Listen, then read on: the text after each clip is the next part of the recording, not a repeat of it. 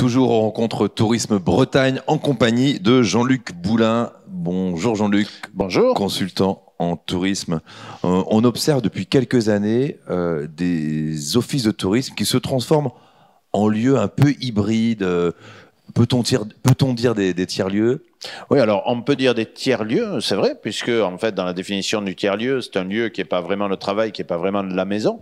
Donc en ce sens-là, ces nouveaux offices de tourisme se transforment en tiers-lieux, c'est-à-dire que ils accueillent plus simplement des visiteurs, mais aussi des habitants, voire des commerçants.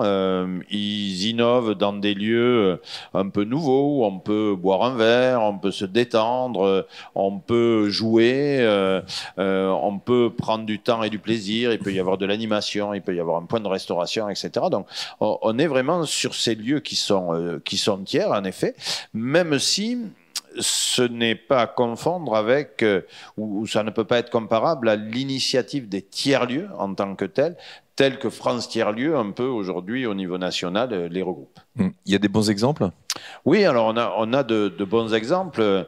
Là, au mois de mai, va ouvrir dans une ancienne poste du petit village d'Ombre, c'est dans le sud des Landes, dans le Seignax, le point .com pour ce nouvel office de tourisme qui se veut un office de tourisme des touristes, des habitants, des commerçants, de la culture, du bien manger, enfin vraiment un truc extrêmement ouvert, où d'ailleurs le site internet s'appelle plus Seignax Tourisme, mais seignax.com.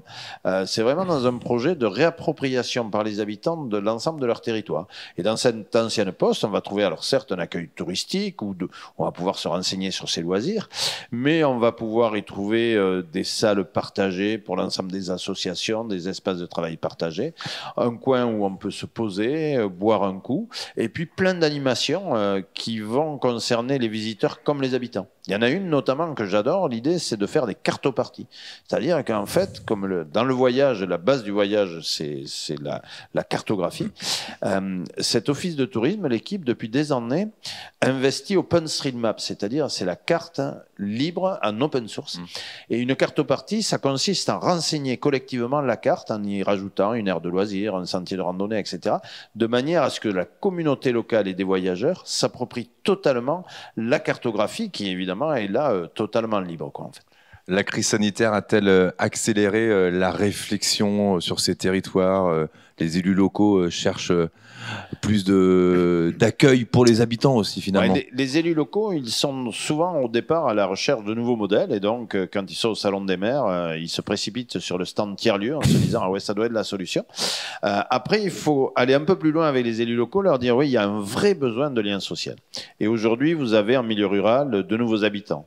Vous avez des habitants qui ont envie d'être touristes chez eux parce qu'ils l'ont été pendant la pandémie. Et puis vous avez des visiteurs externes et vous avez aussi des problèmes d'acceptabilité de parfois des hausses de fréquentation touristique.